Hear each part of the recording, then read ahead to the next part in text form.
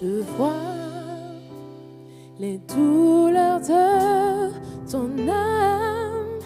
Tu voudrais cacher tes larmes. Dans ton cœur, tu cries tout bas. Que ferais-je sans toi?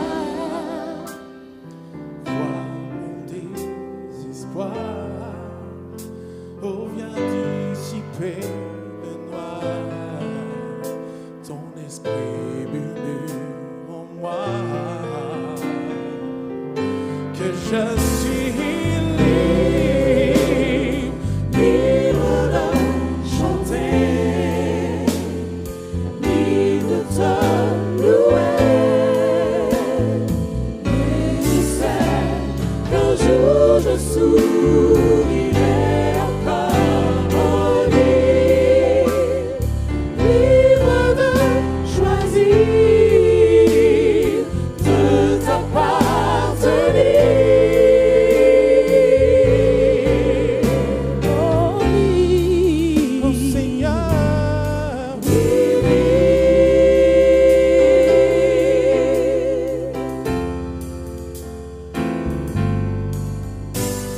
Je vois oui, je les vois. peines de ton passé que tu as toujours caché. Tu voudrais tout recommencer. Lève-toi et prends courage, va. Ne pense plus à hier, Oh non, non. car il entend ta prière. Et son esprit me dit que je suis libre, libre de chanter, libre de te louer. Et je sais qu'un jour je sourirai encore. Oh, libre, libre de choisir de t'appartenir. Je te donne mon cœur, Seigneur. Oui, Oh, plus de chair, non plus de chair. car Christ m'a libéré. Et nous sommes plus d'un cœur. J'ai compris que son amour m'a rendu libre, libre de chanter, libre de te louer.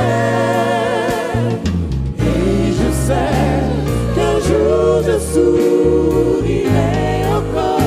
Oh, libre, libre de choisir de t'appartenir. Je te donne mon cœur, Seigneur. Oui, je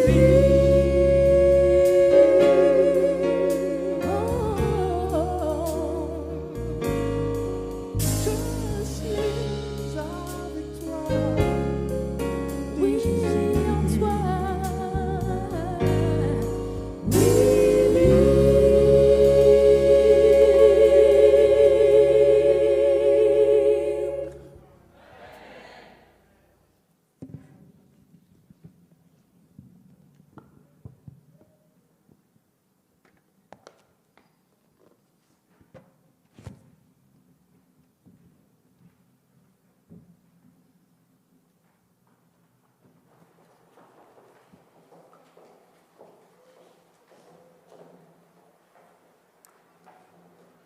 Comme vous l'avez compris par ce chant magnifique interprété par les chantres, aujourd'hui c'est la journée de la liberté religieuse.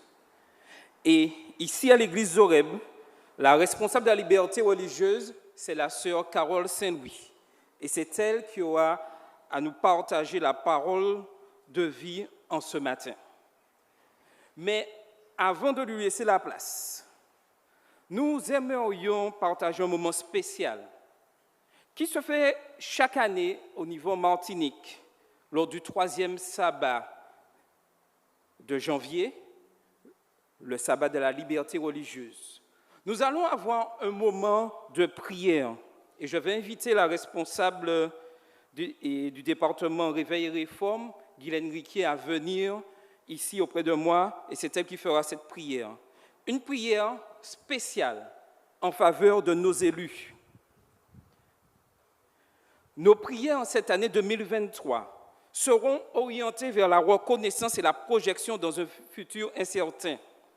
Reconnaissance à Dieu, notre Seigneur, Sauveur et Créateur, pour leur courage, l'abnégation et le don du service dont sont dotés les pompiers, les policiers, les gendarmes, sauveteurs en mer, le dévouement et l'intelligence qu'ils donnent à nos scientifiques, médecins, infirmiers et autres personnels soignants.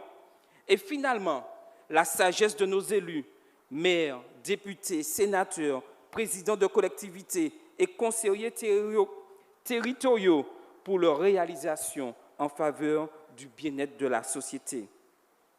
En ce sabbat 21 janvier 2023, au moment du culte, nous voulons prier en faveur de ces hommes et femmes, remontrer que la volonté de Dieu a toujours été que son peuple soit en bénédiction aux nations. Dans sa parole, le Seigneur a toujours mis en avant les dirigeants. Les anges de Dieu interviennent auprès des dirigeants des nations. Paul leur rappelle que les autorités et les institutions supérieures viennent de Dieu, Romains 13, verset 1. L'Éternel contrôle le choix et les activités des rois des nations. Prier pour les dirigeants des nations n'est pas une vaine action. L'Église ne peut donc pas se soustraire à cette activité utile qui fait partie de ses responsabilités.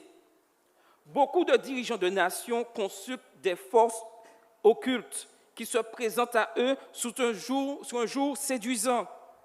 Les dirigeants ne sont pas orientés vers le Créateur de façon naturelle.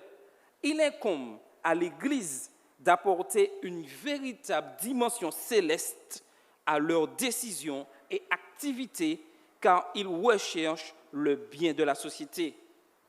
Comme ce fut le cas de Daniel, nous pouvons ne pas avoir conscience de toute la portée de nos prières en faveur de nos dirigeants, mais elles ont une puissance. Il y a certainement parmi nos responsables politiques ceux qui ont foi en la présence et en la puissance de Dieu, comme le centenier romain. Ils peuvent être utilisés par Dieu comme passerelles à l'action, bénéfiques de son Esprit Saint. N'hésitons pas un instant à les soutenir en intercédant en leur faveur par nos prières. Les domaines et personnes qui sont concernés par ce moment de prière que nous allons avoir sont les élus, les personnels de sécurité, les personnels soignants. Le député de la circonscription dans laquelle nous trouvons l'église Zoreb, c'est M. Johnny Adjar.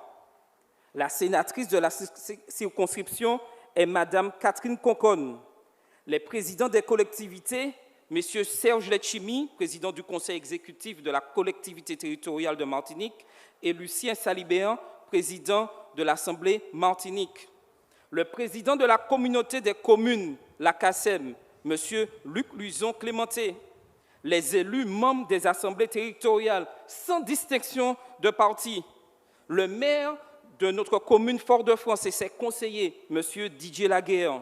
Les sapeurs-pompiers de la commune, la gendarmerie, la police, le COSAC, c'est-à-dire le Centre régional opérationnel de surveillance et de sauvetage aux Antilles et en Guyane, le personnel du bureau de la sécurité civile à la préfecture, l'ARS qui a dû vivre des moments si difficiles, personnel médical et paramédical, services hospitaliers d'urgence, la direction des centres hospitaliers et des cliniques privées, le SAMU, les services d'ambulance, les personnels d'aide à la personne, la direction des centres hospitaliers. Vous pouvez demander en ce matin, quel est l'objectif? Quels sont les objectifs? Inviter chaque membre à respecter et à soutenir les autorités supérieures une fois qu'elles sont régulièrement établies. C'est là le premier rôle des membres de l'Église adventiste ici à Horeb. Faire savoir aux élus de la majorité comme de l'opposition qu'ils sont soutenus par la prière, par la communauté des adventistes du 7e jour. Permettre aux élus qui le souhaitent, et des invitations ont été lancées, et certains doivent nous suivre sur le net en ce moment, d'assister à la célébration du culte d'adoration et d'en sortir édifiés avec un autre regard sur Jésus-Christ et sur les adventistes du 7e jour. Créer les conditions pour que ce moment soit apprécié au point d'espérer qu'ils suivent l'Éternel et qu'ils acceptent un jour cette espérance que nous partageons. Et enfin, sortir du lieu de culte avec la paix, la sérénité, la confiance en l'amour que Dieu a pour chacun, sans distinction de race, de classe ou de sexe. Faire véritablement de l'Église une maison de prière pour tous. Amen. Donc nous allons nous mettre à genoux et la sœur Guylaine Riquier fera une prière spéciale en faveur de nos élus.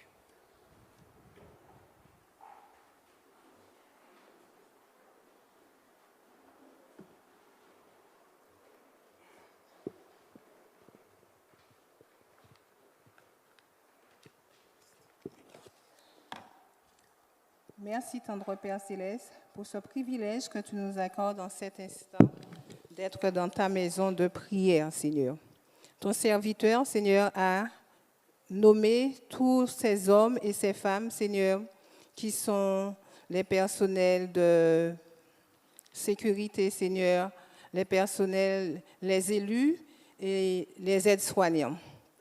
Dans Timothée 1, 1 à 2, tu nous exhortes, Seigneur, de pouvoir faire des prières, des supplications, des requêtes, des actions de grâce pour tous les hommes, et cela inclut nos dirigeants.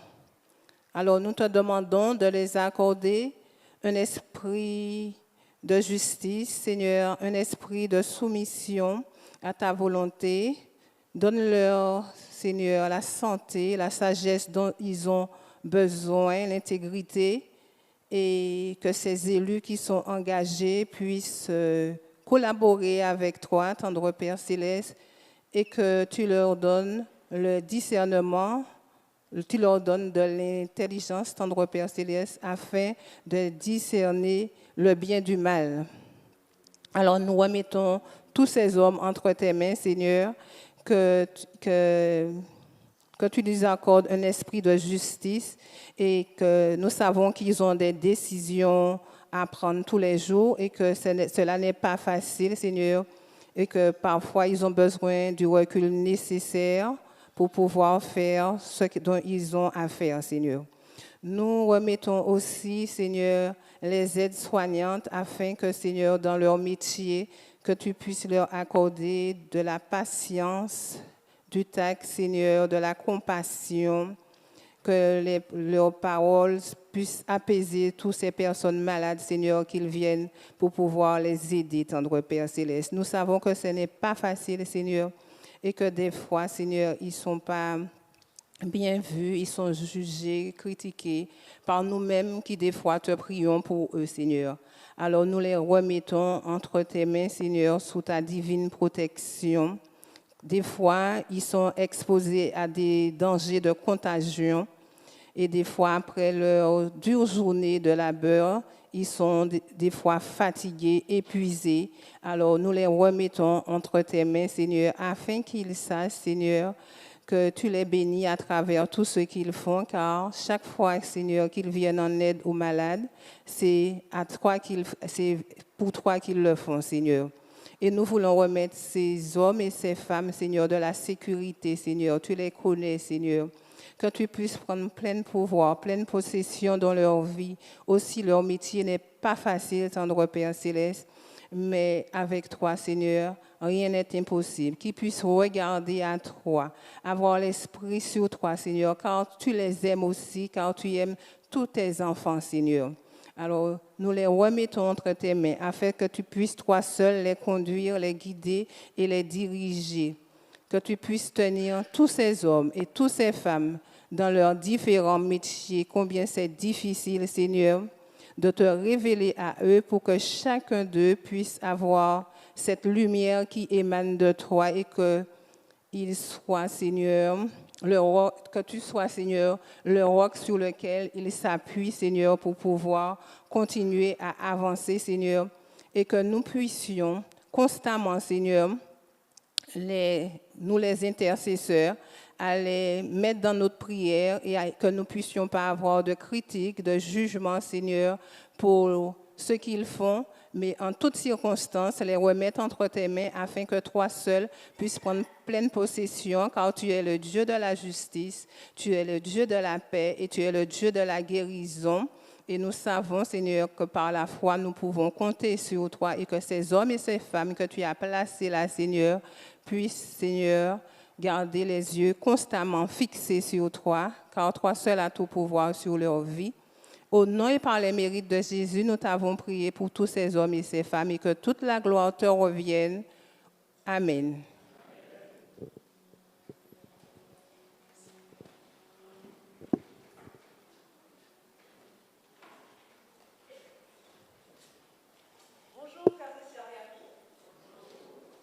C'est toujours délicat de prendre la parole à 11h30, n'est-ce pas? Puisqu'on a l'impression que le ventre est beaucoup plus présent que les oreilles.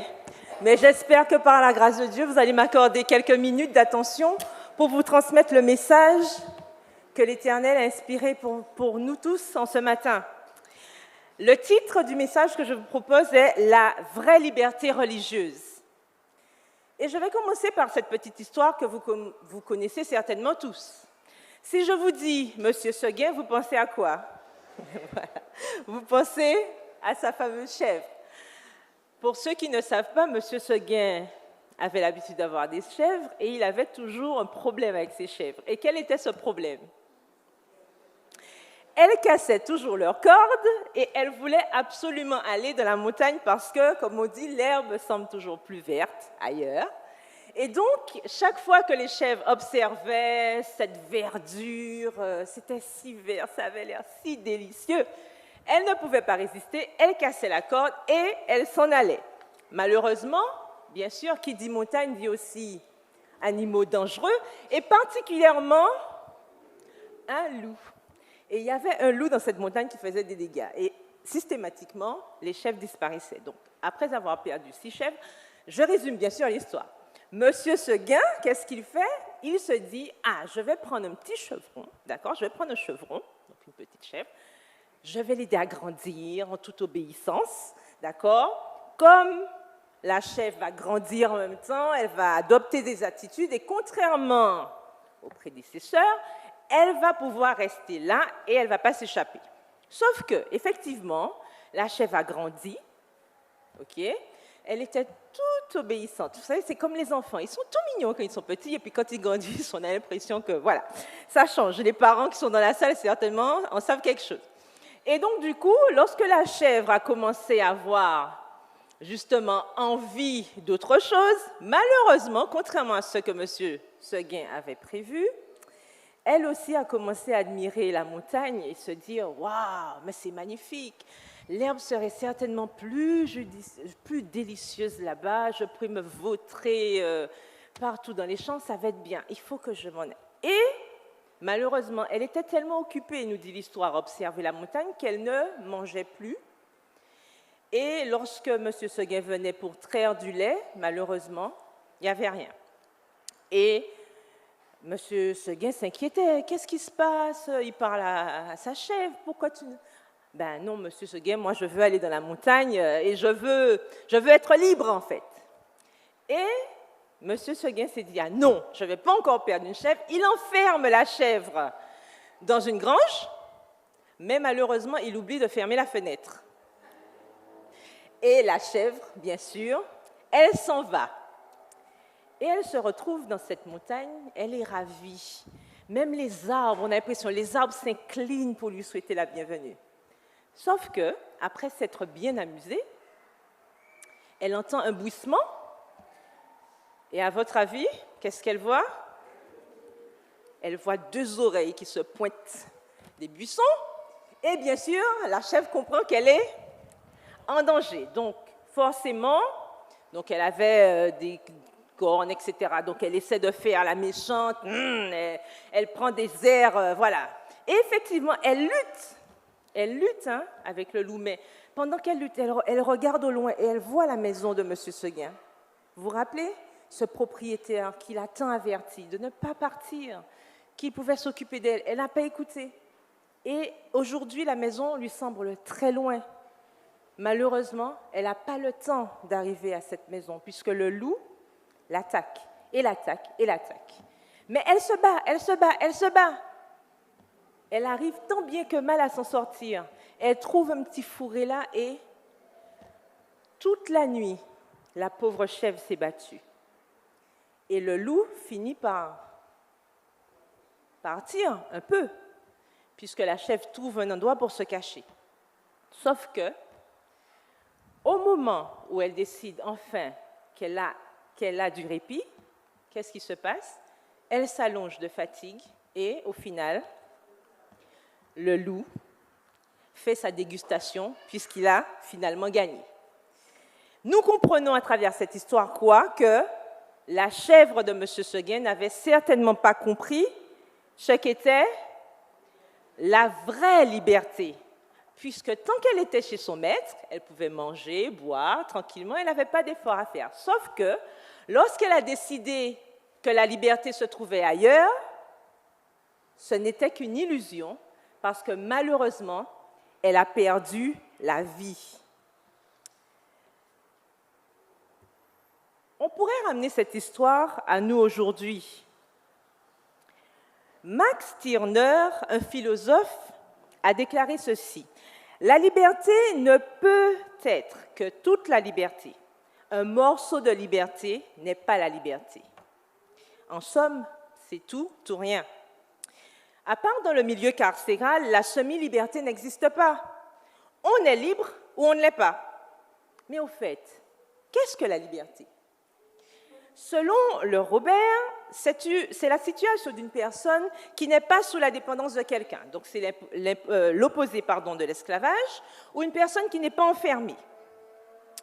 Et nous connaissons un peuple qui a eu ce manque de liberté pendant des années. Est-ce que vous pouvez me dire le nom de ce peuple?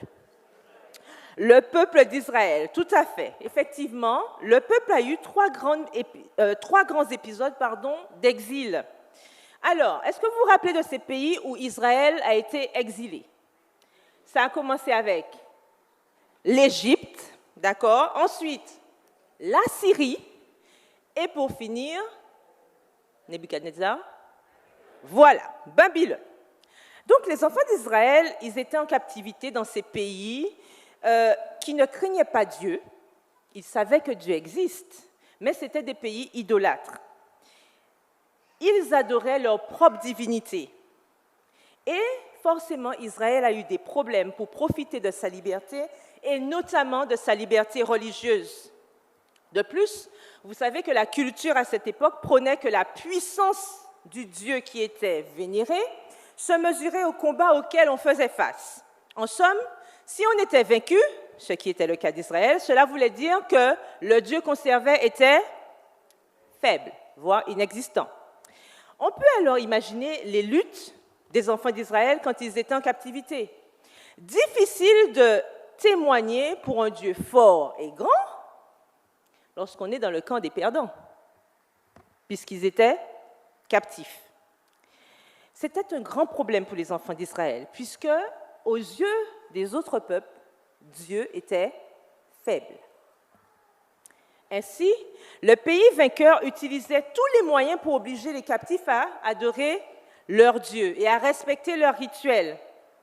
Au VIe siècle, on pose un peu le contexte historique. Donc, je disais au VIe siècle, Israël a expérimenté plusieurs vagues de déportation vers Babylone.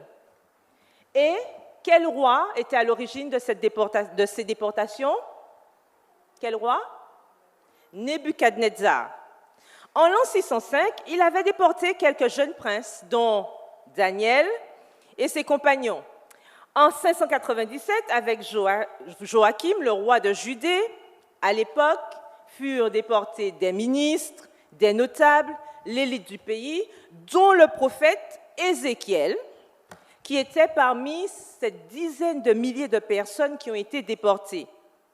Et lorsque Nebuchadnezzar a nommé Sédécias, l'oncle de Joachim, pour devenir roi de Juda, ce dernier a eu la mauvaise idée de se rebeller contre Nebuchadnezzar et, dans sa révolte, en 589, il s'est allié à l'Égypte. Bien entendu, le roi Nebuchadnezzar n'a pas été content. En 587, les armées babyloniennes ont assiégé Jérusalem et l'été de 586, le temple fut détruit et la quasi-totalité du pays fut exilée. Encore une fois, fini la liberté. Voilà donc ce contexte historique. Pourtant, l'histoire de Daniel et de ses compagnons révèle quand même des défis liés à la liberté religieuse. Et leur expérience nous montre la vraie, l'authentique liberté religieuse. Nous connaissons certainement cette histoire. Nous connaissons comment ces jeunes nobles ont vécu à Babylone. Ils ont prouvé par leur comportement et leur choix qu'ils étaient libres de respecter le vrai Dieu et aussi libres d'être exemplaires. Car en réalité, Daniel et ses compagnons étaient-ils les seuls à avoir été à Babylone? Non, ils étaient plusieurs. Ils ne sont pas les seuls à avoir été déportés. Malgré l'éloignement de la maison, avec la grâce de Dieu et leur éducation, ils ont su rester fermes dans leurs convictions sans faire de compromis.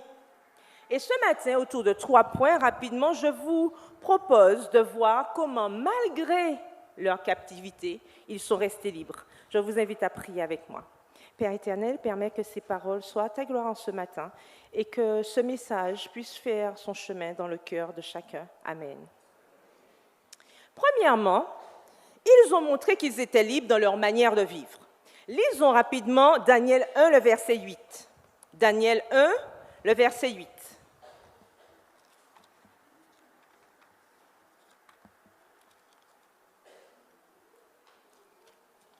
Alors, Daniel 1, le verset 8 nous dit « Daniel résolut de ne pas se souiller par les mets du roi et par le vin dont le roi buvait, et il pria le chef des eunuques de ne pas l'obliger à se souiller. » C'est donc la première épreuve de ces jeunes Hébreux. On imagine qu'à Babylone, la tentation était grande, et à tout point de vue. Le roi vivait dans l'opulence, les tables devaient être bien garnies, et vu que ces Hébreux étaient de sang bleu, puisqu'ils étaient des nobles, ils avaient certainement des privilèges non négligeables. Des privilèges sociaux, financiers, mais aussi culinaires. Et assurément, ils ne mangeaient pas comme tout le monde. Quelle belle invitation, manger à la table du roi. Pourtant, Daniel et ses compagnons ne se sont pas dit « Ah, ce sera difficile de refuser, quand même, nous sommes des captifs. Pour éviter des problèmes, on ferait peut-être mieux d'accepter. Déjà qu'on est chouchouté, on n'est pas traité comme le reste du peuple, alors on ne va pas chercher des problèmes. Il vaut mieux ne pas cracher sur la soupe qui nous nourrit quand même. » Pensez-vous qu'il y avait sur les tables proposées aux jeunes Hébreux des choses qu'ils ne pouvaient pas manger? Il n'y avait que des choses qu'ils ne pouvaient pas manger? Certainement non. Il y avait probablement des fruits, il y avait des légumes, il y avait d'autres choses. Néanmoins, ils ont décliné l'offre. Daniel prit le soin, intelligemment, de demander au chef des eunuques de ne pas se souiller des mets du roi. Sa demande n'est pas empreinte d'arrogance.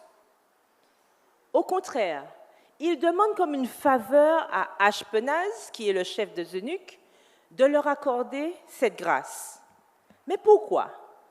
Pourquoi prendre des risques inutiles lorsqu'on peut tout simplement se fondre dans la masse et manger uniquement ce qu'on peut manger, ce qui nous est permis?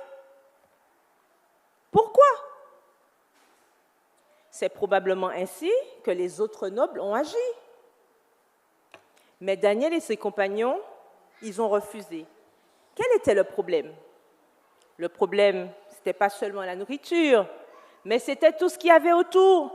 L'ambiance n'était pas conforme aux valeurs de ces jeunes Hébreux.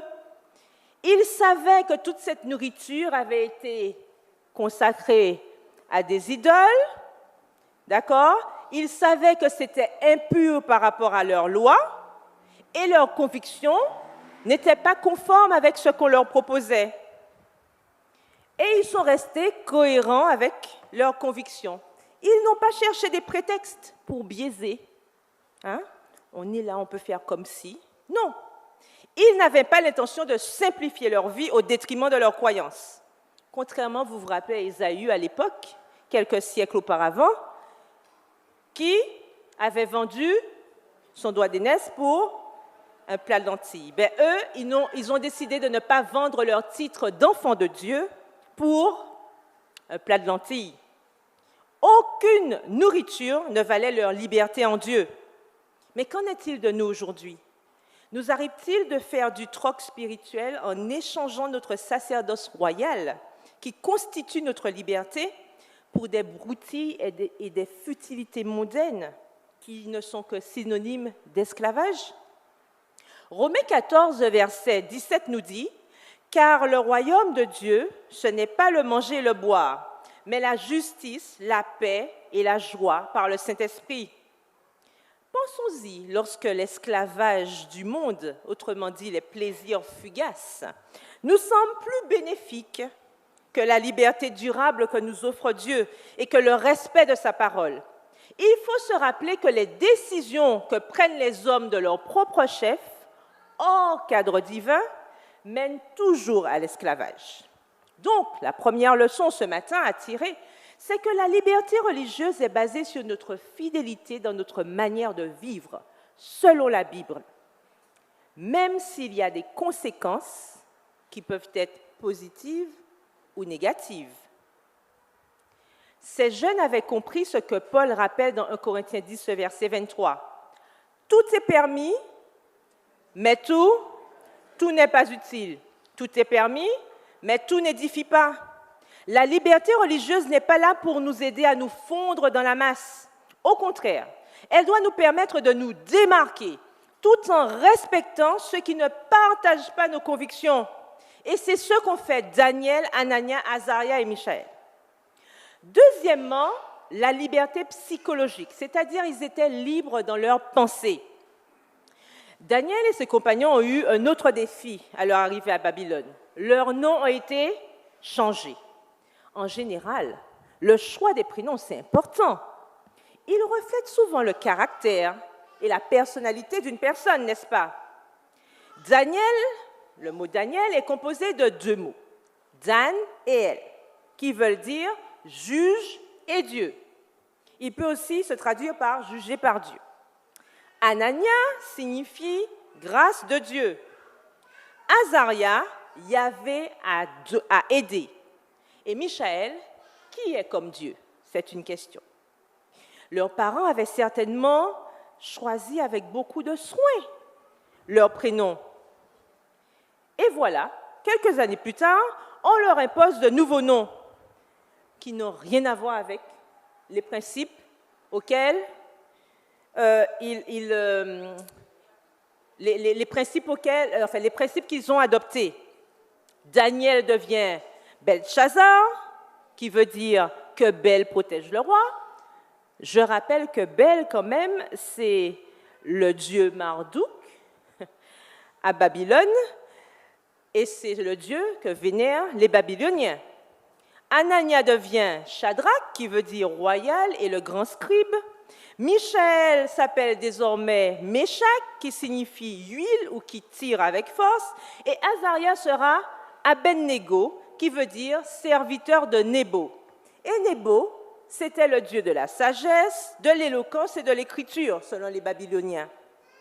Donc voilà les Hébreux avec de nouveaux noms, à l'opposé des originaux. Et avec ce changement de nom, bien sûr, ils ont dû étudier dans les universités de l'époque en tout cas, ils ont étudié les us et coutumes babyloniens. Ces derniers les avaient préparés à devenir voyants, sages, diseurs de bonnes aventures, en gros, de faux prophètes selon les traditions babyloniennes. Cependant, les Chaldéens ont certainement changé leur nom, mais pas leur caractère. Leur fidélité à Dieu est restée intacte. Ils ont prouvé que malgré le changement de nom, ni les études qu'ils avaient effectuées, rien n'avait pu changer leur foi. Et Daniel l'a clairement stipulé au roi lorsqu'il a dû lui raconter le rêve qu'il avait oublié et qu'il voulait que les gens lui rappellent. Dans Daniel 2, le verset 28, dans la première partie, Daniel dit ceci.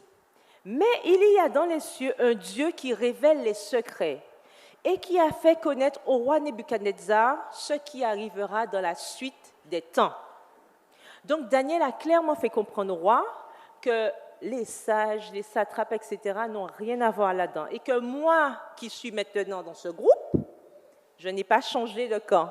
Je respecte toujours Dieu. Et dans ces propos, on comprend que la nouvelle éducation qu'ils ont tenté d'inculquer à ces jeunes n'a rien changé à ce qu'ils avaient eu depuis leur enfance. Rien ne leur a permis de déroger à leur voie. Ils savaient qui ils étaient et ils savaient où ils allaient.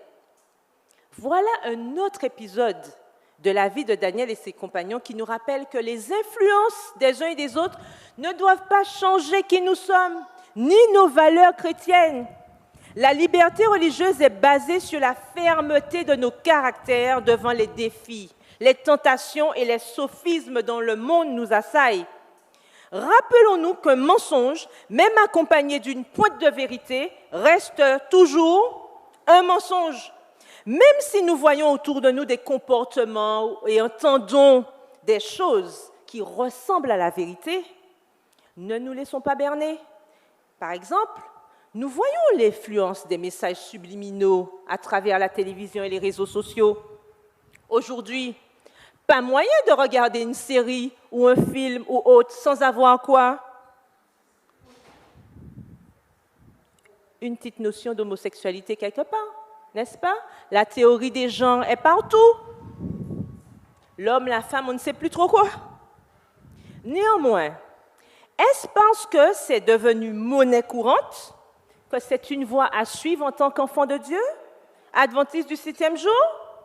Sûrement pas, car la Bible est claire là-dessus. Dieu est contre cette pratique et la parole de Dieu est immuable. Répéter un mensonge plusieurs fois ne fera pas de ce mensonge une vérité. Comme Paul, face au défi, disait dans 2 Timothée 1, le verset 12, la première partie, « Je sais en qui j'ai cru ». Et malgré la liberté religieuse, cette liberté doit nous pousser à dire « Je sais en qui j'ai cru ». En d'autres termes, la liberté religieuse est le fait de ressentir dans son fort intérieur que personne ne peut diriger notre conscience quant à nos croyances. Et pour finir, ils avaient la liberté de prier. En effet, les derniers défis qu'ils ont vécus séparément, Daniel d'un côté et ses compagnons de l'autre. Les compagnons de Daniel ont été forcés de prier un autre Dieu, une idole, et pour les 3 amis, c'était la statue d'or. Pour Daniel, il a dû s'adresser, enfin, c'est ce qu'ils avaient prévu. Ils avaient prévu que pendant un certain nombre de temps, est-ce que vous vous rappelez combien de temps? Pendant 1 mois. Tout le monde, tous les responsables devaient prier à qui? Au roi. Ils devaient adresser leur prière au roi. Évidemment, c'était une manière de mettre Daniel en difficulté. Mais que nenni! C'était rien ça pour Daniel. C'était peut-être un défi pour les autres. Mais pour Daniel, qui se trouvait à la croisée des chemins à ce moment-là, le calme plat. Il n'a rien changé à ses habitudes, malgré le fait qu'il savait que désobéir pouvait lui être fatal. Il ne s'est pas laissé faire. Il se sentait tellement libre qu'il n'a pas hésité à aller à l'encontre du décret. Et bien sûr, il avait bien compris que ce décret, c'était pour aller à l'encontre de sa liberté religieuse. Il ne s'est pas laissé vaincre ou décourager par les menaces de ses détracteurs. Même lorsque notre vie est en danger, nous ne devons pas déroger dans nos convictions. Daniel connaissait et avait confiance en Dieu. Et la liberté que lui procurait sa relation avec lui a permis de voir au-delà de la crainte de mourir. Dès son plus jeune âge, il avait appris ce que nous dit 2 Corinthiens 3, le verset 17. « Or, le Seigneur, c'est l'Esprit. Et là où est l'Esprit du Seigneur, là est la liberté. » Et depuis son arrivée à Babylone, il avait à maintes reprises vu l'Esprit de Dieu agir. Quant aux compagnons de Daniel, ils ont dû faire face aussi à la mort avec des menaces. Nous connaissons tous l'histoire. Et j'aime particulièrement ce qu'ils ont répondu au roi, qui a haussé le ton, a essayé de faire peur, a menacé leur vie. Qu'est-ce qu'ils répondent dans Daniel 3, les versets 16 et 17? Mais vraiment de naturel, déconcertant. Hein? Je les imagine en train de dire ça au roi, en fait. Shadrach, Meshach et Abednego répliquaient au roi Nebuchadnezzar. Nous n'avons pas besoin de te répondre à ce sujet.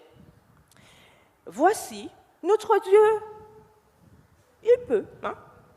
Le Dieu que nous servons peut nous délivrer de la fournaise ardente et il nous délivrera de ta main, ô roi. Sinon, sache, ô roi, que nous ne servirons pas tes dieux et que nous n'adorons pas la statue d'or que tu as élevée.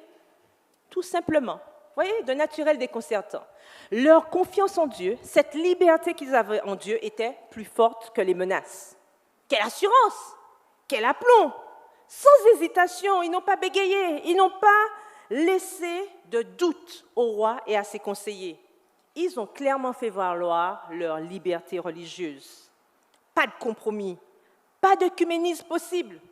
Contrairement à ce que nous voyons aujourd'hui parfois, avec un mélange des gens qui ne cessent de croître, que ce soit dans la liturgie, la théologie, la musique, dans l'éducation spirituelle. Malheureusement, on a ce mélange, on est dans une espèce d'embroglio, on ne comprend plus. Tout va bien, tout va mal en même temps, enfin, on ne comprend pas. On perd notre identité sous fond de liberté religieuse. Mais attention, c'est une pente dangereuse qui, encore une fois, mène doucement, silencieusement, insidieusement vers l'esclavage. Donc, troisième leçon, ce que nous devons retenir aussi, c'est que la liberté religieuse est le fait de rester fidèle dans le feu de l'épreuve ardente et dans le fait d'obliger à renier notre foi et notre Dieu. Nous ne devons pas céder à ces menaces, car nous savons que notre Dieu est plus fort. En conclusion, la liberté religieuse part donc de la liberté de conscience. Le fait de ressentir que personne ne peut entrer dans notre cerveau, ni dans notre pensée, et surtout pas dans nos choix. On ne peut pas dire « on m'a obligé à ». C'est moi qui fais le choix de respecter ou non la volonté de Dieu.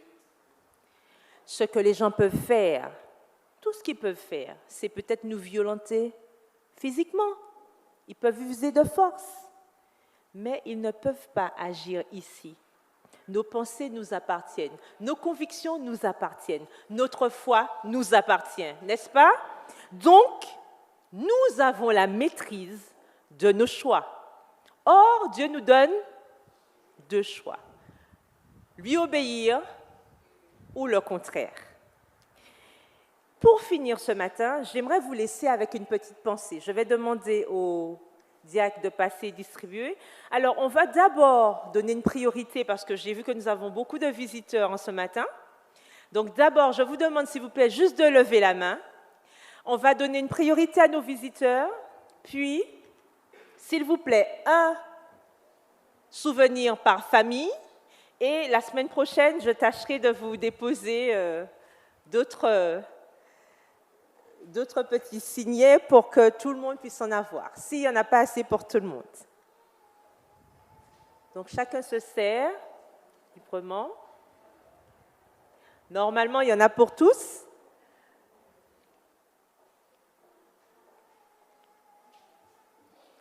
Juste une petite pensée, d'accord, qui pourra vous servir, soit quand vous lisez votre Bible ou autre, pour nous rappeler où se situe la vraie liberté. Donc, Daniel et ses compagnons ont placé la barre de la liberté haut. Tout comme eux, accrochons-nous à nos croyances, à nos valeurs, nourries uniquement par la parole de Dieu, car ça, c'est la clé de la vraie liberté. Si nous aimons la liberté, nous resterons aux pieds de Jésus. La vraie liberté, c'est lui et rien ni personne d'autre. Mais la vraie question est, aimons-nous la liberté? Je vous laisse répondre à cette question par vous-même. Amen. Que l'Éternel vous bénisse et je vous souhaite une bonne fin de sabbat.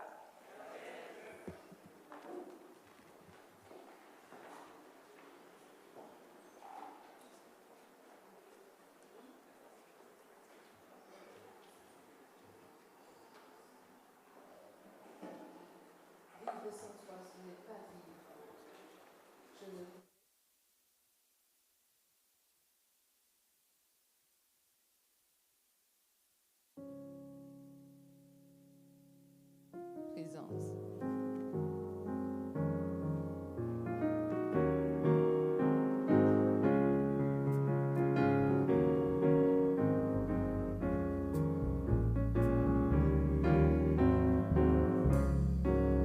Toujours ta divine présence, jette un rayon sur mon chemin, et le cœur joyeux je m'avance.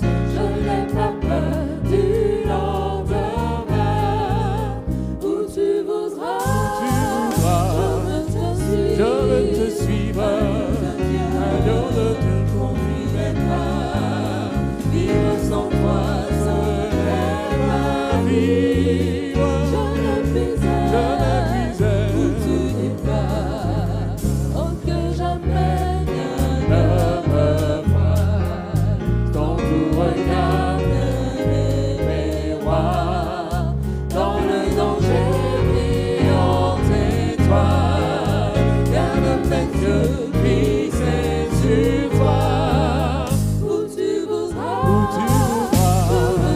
je veux te suivre, agneau de Dieu, conduis mes pas. Vivre sans toi, ce n'est pas vivre. Je ne puisais où tu n'es pas. Auprès de toi, la vie est belle. C'est le bonheur, la liberté. C'est une jeunesse éternelle. C'est le ciel, la félicité. Où tu voudras, je veux te suivre. Agneau de Dieu, conduis mes pas. Vivre sans toi, ce n'est pas vivre. Je ne puisais où tu n'es pas, tu n'es pas.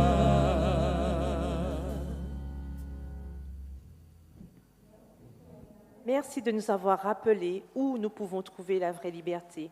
Nous savons qu'elle n'est qu'en toi. Permets que, quel que soit ce qui pourrait venir bouleverser notre quotidien, que nous puissions rester fermement attachés à toi et croire en cette liberté que nous pouvons avoir qu'en toi. Fortifie-nous, garde-nous durant le reste de ce sabbat et que ton nom soit glorifié dans nos vies, dès maintenant et à jamais. Au nom de Jésus et pour la gloire de ton Saint-Nom. Amen.